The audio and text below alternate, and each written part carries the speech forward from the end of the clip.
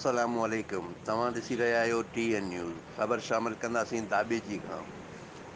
दाबेची सिंध जे मज़ाहिया फ़नकार, director, अदाकार, writer Javed Akhtar नाज़ उर्फ़ mister टाकाणी जे जनम ॾींहं जो केक दाबेची प्रेस क्लब में काटियो वियो, जंहिंमें घहारो जे सहाफ़ियनि ग़ुलाम हुसैन ख़ासकेली, मुमताज़ लाशारी, मक़बूल बलोच, शबीर अहमद ख़ासकेली, शाहिद समू, अमीन फारूकी, रोशन बोपाणी शिरकत कई। इन मौक़े ते जावेद अख्तर टाकाणी सहाफ़ियुनि सां ॻाल्हाईंदे चयो त सहाफ़त हिकु पैगम्बरी पेशो आहे।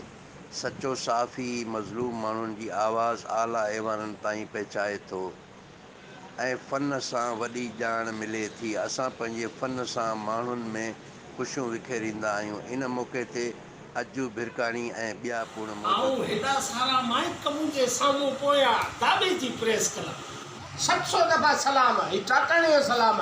अलाह सभिनी खे ख़ुशि रखे, आबाद रखे। कैमरामैन टीम सां गॾु शाहिद समू, TN न्यूज़, दाबेची।